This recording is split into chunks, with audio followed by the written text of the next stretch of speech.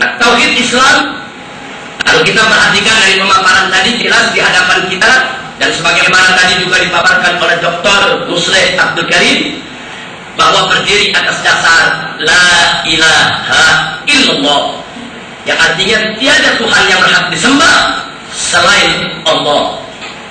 Nah, ternyata di dalam Al-Quranul Karim juga diberitakan oleh Allah Subhanahu wa Ta'ala bahwa tauhid la ilaha illallah bukan saja milik Nabi Muhammad SAW dan umatnya, bahkan dia merupakan milik seluruh Rasul, milik seluruh Nabi, milik daripada seluruh utusan Allah, mulai dari Nabi Allah Adam alaihissalam sampai Nabi yang terakhir yaitu Nabi Muhammad SAW.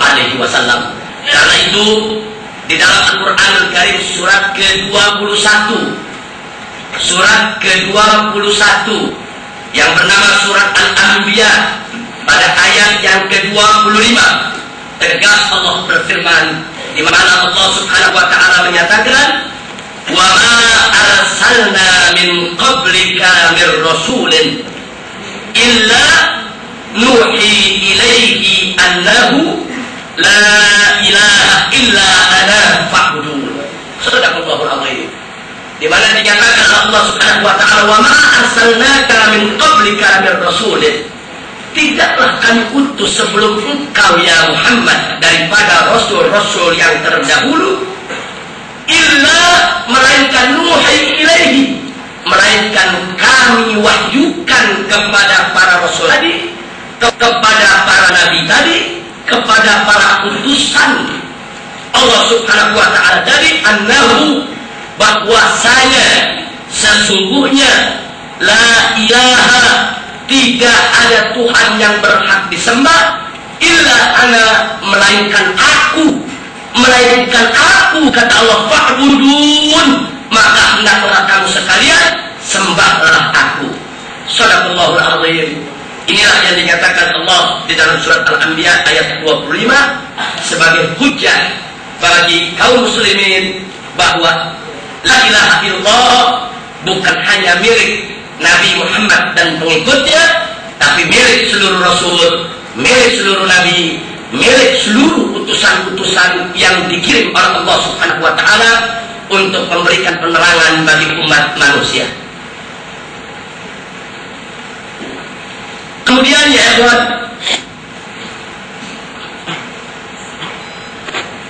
ada hal yang lebih menarik dari itu, bahwa dalam ajaran Islam juga menjadi akidah umat Islam bahwasanya agama semua Rasul dan semua Nabi adalah agama Islam. Kalau tadi bicara persoalan la ilaha illallahnya, sekarang bicara agamanya. Karena la ilaha illallah ini tidak terlepas daripada agama Islam yang diturunkan oleh Allah Subhanahu wa Ta'ala.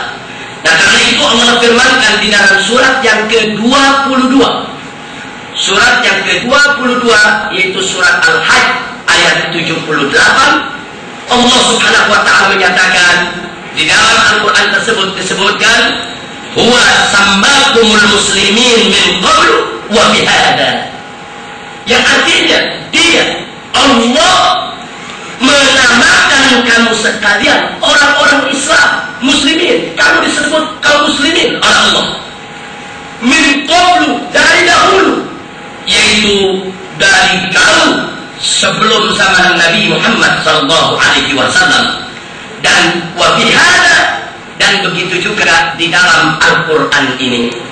Jadi ayat ini menjelaskan bahwa Allah Subhanahu wa Ta'ala menamakan agama yang dianut oleh seluruh Nabi dan Rasul jauh sebelum Nabi Muhammad SAW yang berdakwah untuk kalimat la ilaha illallah, tidak lain dan tidak bukan adalah agama Islam.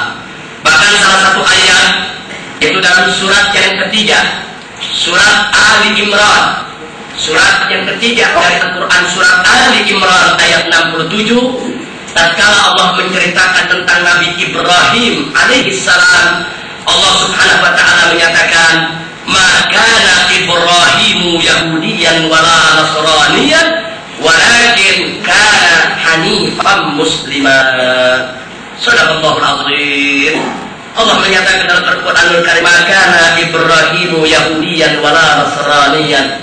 Tidak sekali-kali Ibrahim itu seorang Yahudi dan tidak sekali-kali Ibrahim itu seorang Nasrani, walakin akan tetapi karena Nabi Ibrahim itu tidak lain dan tidak bukan hanifan muslimah, seorang yang hanif, seorang yang lurus, seorang yang bersih daripada kesyirikan, seorang yang bersih daripada kemusyrikan, muslimah yaitu seorang muslim yang berserah diri kepada Allah Subhanahu wa ta'ala.